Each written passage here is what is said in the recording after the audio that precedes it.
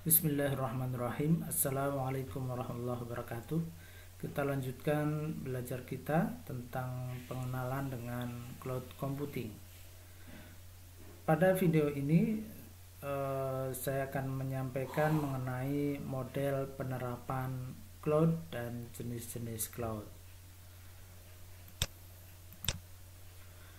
Ada 3 model penerapan cloud yang berbeda.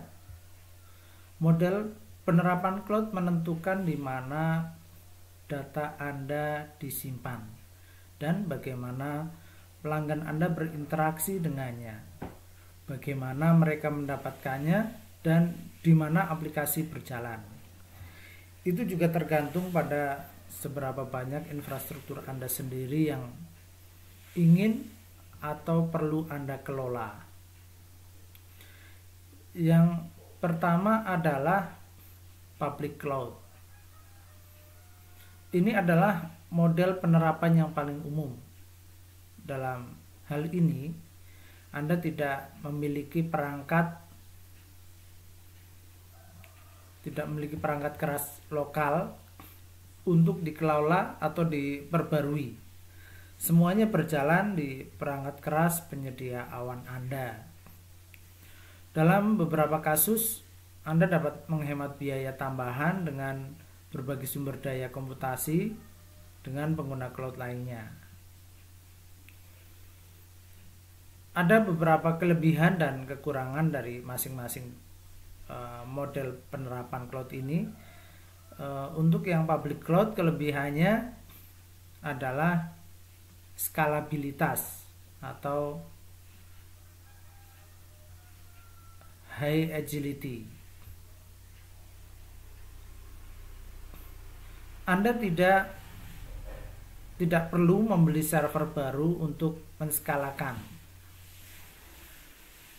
Anda tidak perlu membeli server baru untuk menskalakan. Jadi ketika kita membutuhkan suatu layanan server, maka kita nggak perlu beli server baru.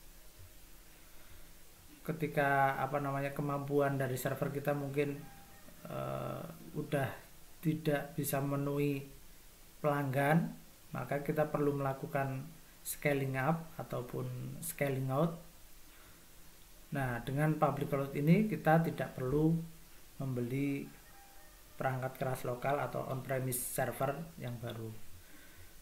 Kemudian harga bayar sesuai pemakaian. Anda hanya membayar sesuai penggunaan tanpa perlu biaya modal atau capital expenditure. Istilahnya adalah pay as you go pricing. Kemudian Anda tidak bertanggung jawab atas pemeliharaan atas pembaruan perangkat keras.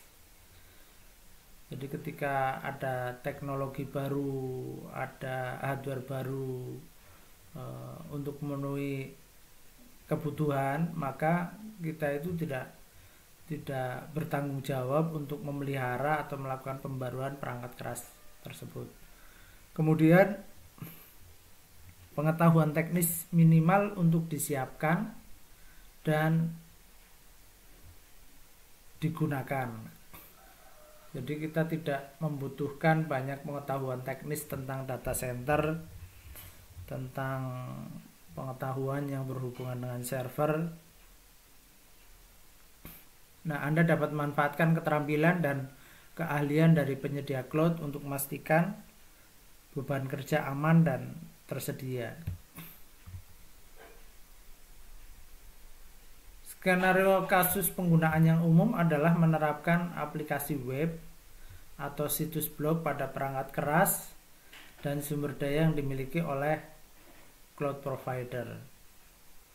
Menggunakan public cloud ini dalam skenario ini memungkinkan pengguna cloud untuk meningkatkan situs web atau blog mereka dengan cepat dan kemudian fokus pada pemeliharaan situs tanpa harus khawatir tentang pembelian, pengelolaan, atau pemeliharaan perangkat keras yang menjalankannya. Kemudian kekurangannya, Kekurangannya itu yang pertama, jadi tidak semua skenario cocok dengan cloud public. Ada beberapa kerugian yang perlu dipikirkan. Yang pertama adalah mungkin ada persyaratan keamanan khusus yang tidak dapat dipenuhi dengan menggunakan cloud public. Mungkin ada kebijakan pemerintah atau standar industri atau persyaratan hukum yang tidak dapat dipenuhi oleh cloud public. Misalkan yang berkaitan dengan data-data sensitif, ada beberapa aturan yang harus dipenuhi yang mungkin itu tidak bisa dipenuhi oleh cloud public ini. Kemudian Anda tidak memiliki perangkat keras atau layanan dan tidak dapat mengolahnya seperti yang Anda inginkan, ya, karena kita menggunakan perangkat keras yang dikelola oleh cloud provider dan kita tidak memiliki perangkat kerasnya secara langsung, dan kita juga tidak bisa mengelolanya seperti yang kita inginkan. Kemudian persyaratan bisnis yang unik seperti harus mempertahankan aplikasi yang lama. Misalkan kita punya aplikasi lama, mungkin sulit untuk dipenuhi ketika membutuhkan software-software yang dengan konfigurasi khusus. Yang berikutnya adalah private cloud. Pada private cloud ini, Anda membuat lingkungan cloud di data center atau pusat data milik Anda sendiri dan menyediakan akses layanan secara mandiri untuk komputasi sumber daya bagi pengguna di organisasi Anda. Ini menawarkan simulasi cloud public kepada pengguna Anda. Tetapi Anda tetap bertanggung jawab penuh atas pembelian dan pemeliharaan layanan perangkat keras dan perangkat lunak yang Anda sediakan. Kelebihannya, tentunya Anda dapat memastikan konfigurasi dapat mendukung skenario atau aplikasi lama apapun. Seperti tadi, kalau perusahaan atau instansi memiliki aplikasi lama yang membutuhkan konfigurasi khusus, nah kita bisa mengkonfigurasinya, memastikan konfigurasi dapat mendukung skenario. Kemudian Anda memiliki kendali dan tanggung jawab atas keamanan. Ya, mengenai keamanan, kendalinya ada di tangan kita sendiri. Kemudian private cloud ini dapat memenuhi persyaratan keamanan, kepatuhan atau hukum yang ketat. Ketika ada beberapa persyaratan dari pemerintah atau standar industri, ya karena kita yang melakukan pengaturan sendiri, ya skenario ini dapat memenuhi persyaratan. Kekurangannya, yang pertama adalah Anda memiliki sejumlah biaya capex di awal dan harus membeli perangkat keras untuk pengaktifan dan pemeliharaan. Jadi di model penerapan ini private cloud, kita harus mengeluarkan biaya modal terlebih dahulu ketika di awal, karena kita harus membeli server ataupun perangkat-perangkat yang lain. Kemudian memiliki peralatan membatasi agility. Pada skala Anda harus membeli, harus memasang dan mengatur perangkat keras baru, jadi membatasi kelincahan. Ya, ketika kita harus memasang atau mengatur perangkat keras baru, maka ya server itu tentunya harus ada waktu downtime-nya yang mungkin lebih lama, jadi membatasi kelincahan.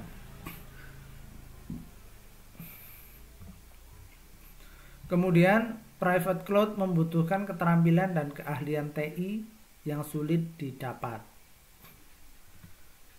Ya, karena konfigurasi, pengelolaan dan sebagainya menjadi wewenang kita, maka kita membutuhkan keterampilan dan keahlian TI yang cukup sulit untuk didapat.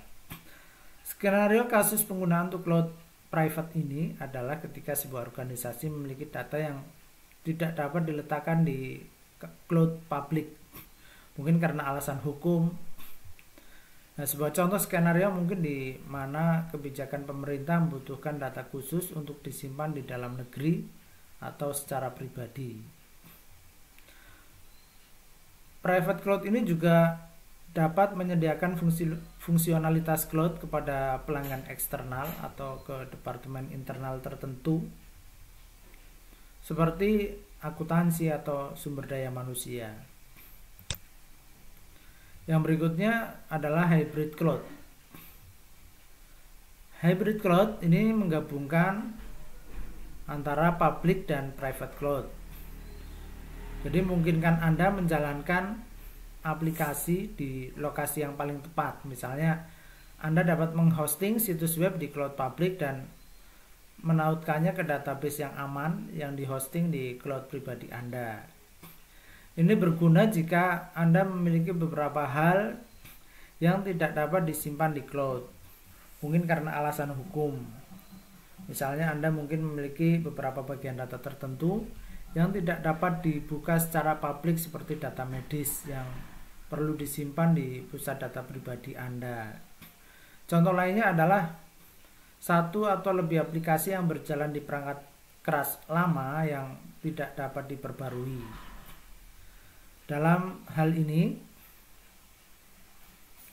Anda dapat tetap menjalankan sistem lama secara lokal dan menghubungkannya ke cloud public untuk otorisasi atau penyimpanan. Kemudian kelebihannya, Anda dapat menjaga sistem apapun tetap berjalan dan dapat diakses yang menggunakan perangkat keras lama atau sistem operasi yang usang. Anda memiliki fleksibilitas dengan apa yang Anda jalankan secara lokal dan dijalankan secara cloud. Anda juga dapat memanfaatkan skala ekonomi dari penyedia cloud public untuk layanan dan sumber daya yang lebih murah, dan kemudian melengkapi dengan peralatan Anda sendiri. Kemudian Anda dapat menggunakan peralatan Anda sendiri untuk memenuhi skenario keamanan, kepatuhan, atau warisan di mana Anda perlu mengontrol lingkungan sepenuhnya.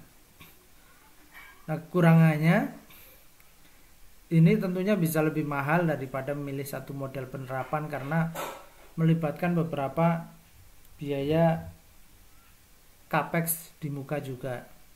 Kemudian penyiapan dan pengelolaannya bisa lebih rumit. Selanjutnya adalah jenis layanan cloud. Saat berbicara tentang cloud computing, ada 3 kategori utama. Penting untuk memahaminya karena mereka digunakan dalam baik percakapan, mungkin dokumentasi, dan juga pelatihan. Yang pertama adalah Infrastructure as Service atau IaaS. Kemudian ada Platform as a Service, PaaS, ada juga Software as a Service, SaaS. Yang pertama, IaaS ini adalah layanan cloud yang paling fleksibel. IaaS ini bertujuan untuk memberi Anda kontrol paling besar atas perangkat keras yang disediakan yang menjalankan aplikasi Anda, seperti server infrastruktur IT dan mesin virtual, penyimpanan, dan sistem operasi. Daripada membeli perangkat keras, dengan IaaS ini Anda menyewanya. Ini adalah infrastruktur komputasi instan yang disediakan dan dikelola melalui internet. Saat menggunakan IaaS ini, pastikan bahwa suatu layanan aktif dan berjalan adalah tanggung jawab bersama. Penyedia cloud bertanggung jawab untuk memastikan infrastruktur cloud berfungsi dengan benar. Kemudian pelanggan cloud itu bertanggung jawab untuk memastikan layanan yang mereka gunakan dikonfigurasi dengan benar, mutakhir, dan tersedia untuk pelanggan mereka. Nah, ini disebut sebagai model tanggung jawab bersama. IaaS ini biasanya digunakan dalam skenario migrasi beban kerja. Biasanya fasilitas IaaS dikelola dengan cara yang sama seperti infrastruktur di lokasi dan menyediakan jalur migrasi yang mudah untuk memindahkan aplikasi yang ada ke cloud. Kemudian skenario berikutnya adalah misalkan untuk pengujian dan pengembangan. Tim ini dapat dengan cepat menyiapkan dan membongkar lingkungan pengujian dan pengembangan, membawa aplikasi baru ke pasar dengan lebih cepat. IaaS ini membuat pengembangan penskalaan dan lingkungan pengujian cepat dan ekonomis. Skenario berikutnya, penyimpanan, untuk penyimpanan, pencadangan, dan pemulihan. Organisasi menghindari pengeluaran modal dan kompleksitas manajemen penyimpanan yang biasanya membutuhkan staf ahli untuk mengolah data dan memenuhi persyaratan hukum dan kepatuhan. Nah, IaaS ini berguna untuk mengelola permintaan yang tidak dapat diprediksi dan kebutuhan penyimpanan yang terus berkembang. IaaS juga dapat mempermudah perencanaan dan pengelolaan sistem backup dan pemulihan. Jadi ada 3 skenario untuk IaaS, untuk migrasi beban kerja, uji dan pengembangan, untuk penyimpanan, pencadangan, dan pemulihan. Berikutnya adalah PaaS. PaaS ini menyediakan lingkungan untuk membangun, menguji, dan menerapkan aplikasi perangkat lunak untuk membangun, menguji, dan menerapkan aplikasi perangkat lunak. Nah, tujuan PaaS adalah membantu Anda membuat aplikasi dengan cepat tanpa mengelola infrastruktur yang mendasarinya. Misalnya saat menerapkan aplikasi web menggunakan PaaS, maka Anda tidak perlu menginstal sistem operasi, tidak perlu menginstal server web, atau bahkan melakukan pembaruan sistem. PaaS adalah lingkungan pengembangan dan penerapan yang lengkap di cloud dengan sumber daya yang memungkinkan organisasi mengirimkan segala sesuatu mulai dari aplikasi berbasis cloud sederhana hingga aplikasi perusahaan berkemampuan cloud yang canggih. Sumber daya dibeli dari penyedia layanan cloud dengan pembayaran sesuai pemakaian dan diakses melalui koneksi internet yang aman. Ini biasanya digunakan dalam skenario seperti misalkan kerangka pengembangan. PaaS ini menyediakan kerangka kerja yang dapat dibangun oleh pengembang untuk mengembangkan atau menyesuaikan aplikasi berbasis cloud. Sama seperti makro Microsoft Excel. PaaS memungkinkan pengembang membuat aplikasi menggunakan komponen perangkat lunak bawaan. Fitur cloud seperti skalabilitas, ketersediaan tinggi, dan kemampuan multi tenan ini disertakan mengurangi jumlah pengkodean yang harus dilakukan oleh developer. Skenario berikutnya adalah untuk analisis atau intelijen bisnis. Alat yang disediakan sebagai layanan dengan PaaS memungkinkan organisasi untuk menganalisis dan menambang data mereka, melakukan data mining. Mereka dapat menemukan wawasan dan pola dan prediksi hasil untuk meningkatkan keputusan bisnis seperti peramalan, desain produk, dan pengembalian investasi. Yang berikutnya adalah software as a service. SAS ini adalah perangkat lunak yang dihosting dan dikelola secara terpusat untuk pelanggan akhir. Biasanya didasarkan pada arsitektur di mana satu versi aplikasi digunakan untuk semua pelanggan dan dilisensikan melalui langganan bulanan atau tahunan. Misalnya seperti Microsoft 365, Skype, Dynamic CRM Online. Ini adalah contoh dari perangkat lunak SaaS.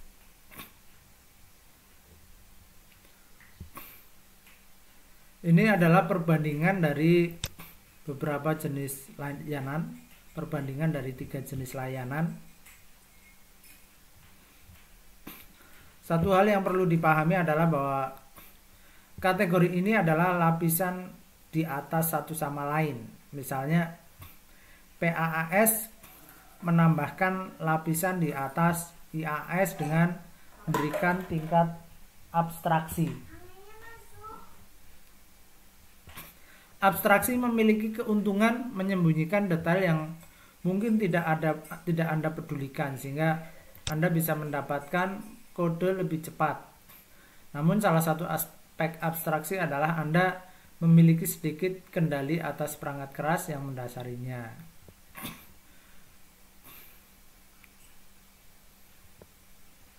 Oh, udah habis. Kita kembalikan.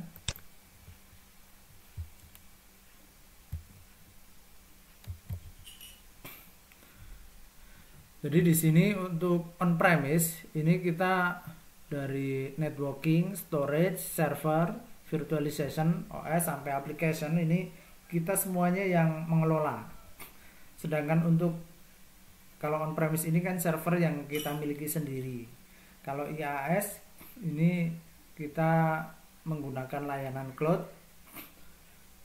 Untuk networking sampai virtualization, networking, storage, server, virtualization ini menjadi tanggung jawab dari penyedia. Nah, kita hanya mengelola mulai sistem operasi sampai dengan aplikasi.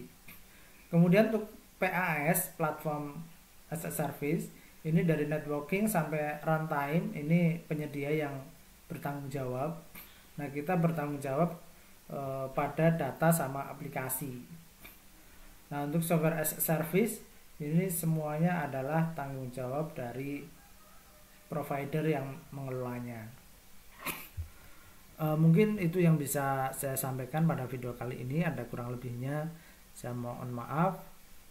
Kita tutup dulu. Subhanakallahumma bihamdika asyhadu an la ilaha illa anta astaghfiruka wa atubu ilaik. Assalamualaikum warahmatullahi wabarakatuh.